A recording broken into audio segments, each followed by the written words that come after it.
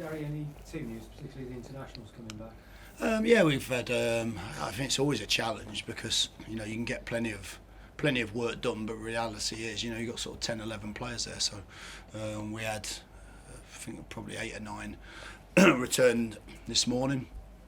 Some with different sort of variety of travel in terms of how long their journeys were and how they feel this morning. So, but they've all trained. They've all trained this morning. Some different lengths of the session just to try and save their legs a little bit. And I'll imagine that most of those players, or all of those players, will turn up tomorrow. Got 1 or 2 with little knocks, but again, we won't know how they are until tomorrow morning. So, but they've all returned back. No one with anything imminent, which is good news. But I think this, for some reason, this one feels like a bit more of a challenge. It's like it almost didn't feel like we needed an international break. Usually, you're desperate for the break to come and to have a little bit of a breather. But this one just felt like it came a bit too quick, and we could probably have done with training a little bit more in truth. But that's the nature of this division, and it's the nature of having a lot of internationals. It is the nature of this division, and as you say, we've had 2 weeks without a game, and now we've got three games within a week. This is where your experience of the Championship surely should come into the fore. Well, you'd think so, wouldn't you? Fingers crossed. I thought that the first 6 games of the season as well. So no, listen, you're not putting much pressure on me there. No, look, the division is what it is. You have to have. This is what we said all along. You have to have certain elements, and for those who've sort of forgotten what the Championship's like, you can see that now. But it's a physically tough league, not just because of the the proximity of the games, but also because of the opposition. That every team. It's a competitive game in every game. It's a physical game in every game. So yeah, absolutely. I think we haven't had too many clear weeks. It either feels like you've got 3 games in a week or an international break, and I think that tends to be the way up until this point, and up until the next international break. Then of course you only have 1 for the rest of the season, so you're soon going to be in a period of probably a bit more routine with games. So yeah, I think this opening period is about putting the right teams out, making the right decisions, trying to keep continuity where you can, and riding with the periods where you have a break where a lot of players go away and come back again. So, and I think if you're a team like us, some teams don't get that problem. I think Birmingham had 1 player away in the international break, so they've been able to do lots of work. But you can also argue that we've got the ability, or had the ability, to build a bigger squad. So there's certainly no excuse with it. It's just it is a slightly different period where you're certainly not working on your team for that whole amount of time. So yeah. As you say, only 1 player away, and not only that, aside on form, I think they're unbeaten in 6, and they've beaten Leeds away, and have got draws against the other 2 members of the top 3. Yeah, so they're going to be tough. Yeah, look, they're a good side. I think they've, whilst they're below us in the table, I think they've only lost 2 games. They've drawn a lot of games that they, and in truth, a lot of those games they've performed better than their opponents. So they're a good side. They're a strong side. I think Gary's got their identity back after a sort of pretty turbulent time, I think, for the club. But it looks to me now as though he's got a team that's very, very hard to play against. It reminds me a little bit of when we were there, in terms of mainly a counter-attacking side. Very, very good at it. Got some good players. There's certainly more to them than just a counter-attacking side, but that's the predominant style that they've played in. And they've got some very good players. So, but it's a home game for us. Whilst I have a huge respect for that club and the fans and the people that are still there working there, and of course some of the players that I will have signed, ultimately it's a home game for us, and it makes no difference this weekend. Certainly won't be any extra emotion really. It's about us doing what we've done in the last sort of 3 or 4 games. If you count the Blackburn game, where I still believe we should have got something out of that game, we'd be saying that we've won 3 and drawn 1, or won 4 out of our last 4 games. So we're in pretty good form at home. We found a way to win games when teams have dropped in and been compact against us. So it'll be a tough match. They're a good side, and it's going to be a really physical game. It's a style of a juicy set of fixtures where we're playing some of your ex-teams, and also we'll be playing against teams managed by ex-Stoke managers and this sort of thing. How do you look back on your time at Birmingham? I had a great time. I went there from Burton, where we'd we'd had 2 playoff finishes in 3 seasons, and in the 3rd season I left them in, I think it was 3rd position, and that season they got promoted. We went there, Birmingham were 22nd, and we got them very quickly to 10th, and we had a really unbelievable rise up the table very early on. I think we won 7 out of the first 11 games or something like that, and really rose up to sort of top 10. And then I think the next season we didn't come out the top 10, so we certainly had, depends on how you define success, but we certainly we did okay, and I had a good time there. Great people, really good club, really enjoyed my time there. Regardless of how it ended, in a way now is kind of immaterial really. So I enjoyed my time there. But like I said, I'm not the type of person that, if I'm playing an old club of mine, I'll become particularly melancholy about the whole thing. It's a game we want to win, and it's just our next opponent. So, so I'm looking forward to the game. But you were very popular amongst Birmingham supporters. I think a lot of them were quite distraught when you actually left.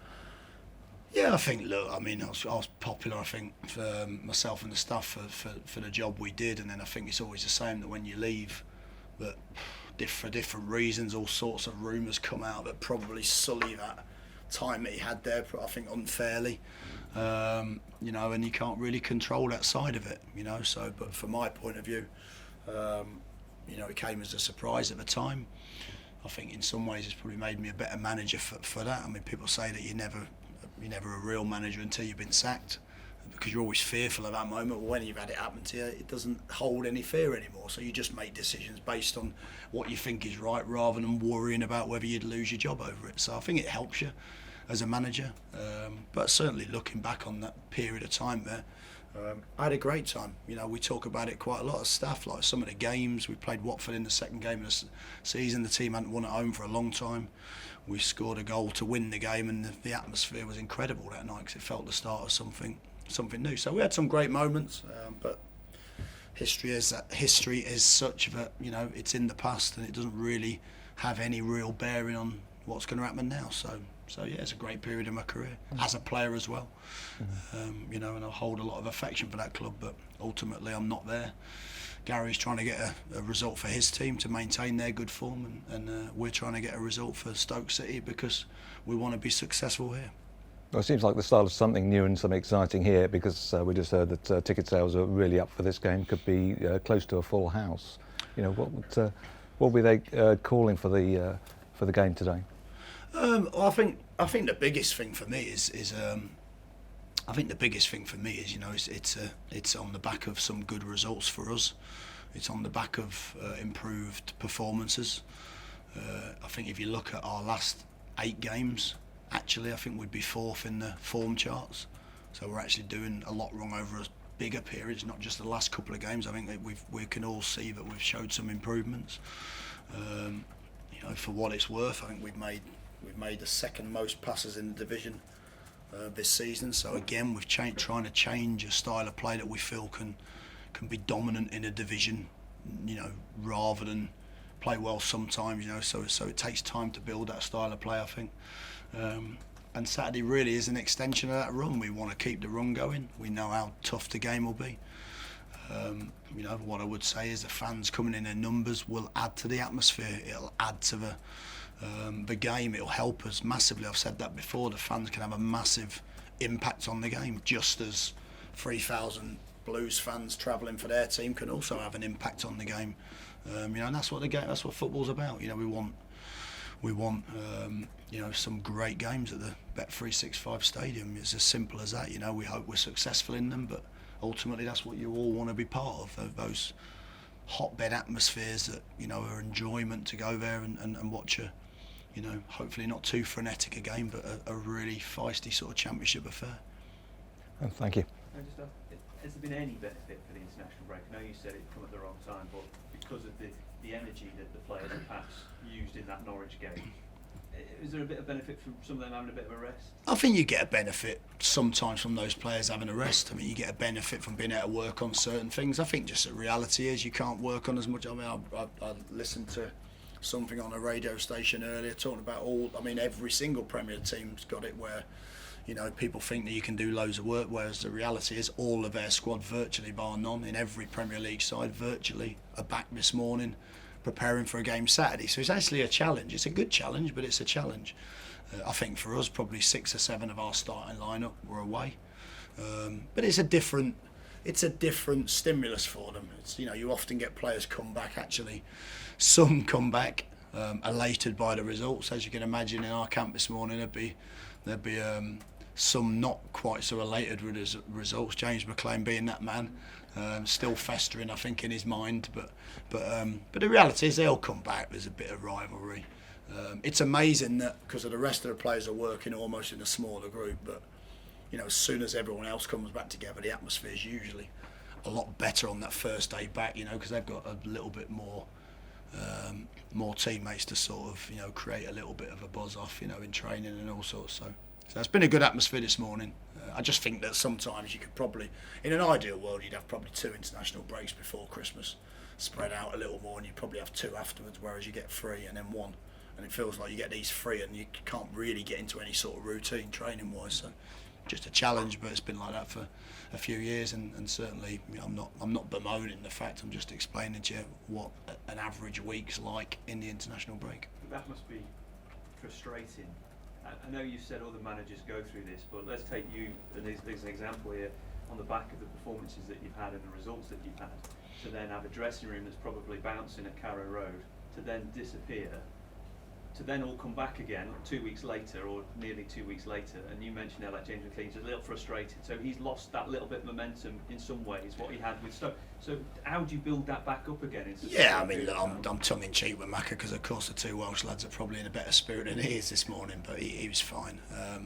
I think it's just the way it is. I don't think there's no, just, you know, it's just fact. That's the period of time. You can get a lot of good work done. You'd like to have a little bit more time with your team, but again, I'm one of probably, you know, 100 managers across different leagues that are probably saying exactly the same thing. It is what it is. You can't always control also how those players come back, in terms of the travelling, in terms of, you know, where they are in terms of little niggles, because of course they've been 2 weeks away from you. Being able to maybe not manage those scenarios, but that's what it is. I don't think the momentum's necessarily a problem for me, because if you're Saturday to Saturday, by the time you get to the following Saturday, you've lost that momentum a tiny bit. I think if it's Saturday, and you start winning games, then you can really build that momentum with games coming thick and fast. But you know, so I don't think it makes a lot of difference. But it's just probably a slight irritant to most managers that have a lot of internationals away, because you want to work with the players, you want to try and improve them, you want to try and, you know, build on the work that you've done. And the reality is, you know, you're not as able to do that. But I don't think it gives you a massive advantage. You know, I've been at Birmingham where I didn't have many internationals at the time we were there. It didn't necessarily guarantee you were winning the game on the way back because of that reason. It just means you can probably have a little bit more of a settled period of training, perhaps. And have you noticed personally a difference around the football club with the results lately? You know, some of the stats that you pulled out about second most passes in the league and where you'd be in the table for. The fans are obviously happier now with the results. Do you see a positive change in the whole football club because of the results? I think winning games you see different. Winning games you see a different feeling around the place, but if I'm being honest, you know, the atmosphere's always been pretty good. You know, I think you probably argue that the pre-season and early stage of the season was difficult for different reasons, but I think since we've had the group together, that looks more like the group we've sort of wanted, if you like. I think the atmosphere's always been pretty good. Winning games, you end up, you know, breeds confidence. It breeds better performances. You know, I could go through players that I think individually have performed much better over this last period of time, but I think you can look at that as a general rule. And again, I'm not the passing part of it is not, it's not relevant to me, but the point is, you know, we're trying to play a different way also that gives you a chance to, you know, control more games than probably we've done in the past, you know, so it takes a little bit of time, but yeah, so look, we've had a good period of time, we've had a good spirit in the group. Results always help that, but I think we're in a position now where we're not defined, our culture's not defined just by whether the result's good at the weekend, you know, I think the players have bought into what we're trying to do. I think the players want to succeed. I think the players have had an honest look at themselves as to what they need to do as well. You have to give them massive credit for that. And of course we feel much better at the minute than we did probably 6 or 7 weeks ago, but I still have to stress, if you look at the league, we're not where we want to be, so we got a lot of work to do. But I think we just feel a little bit better about doing it than we previously did.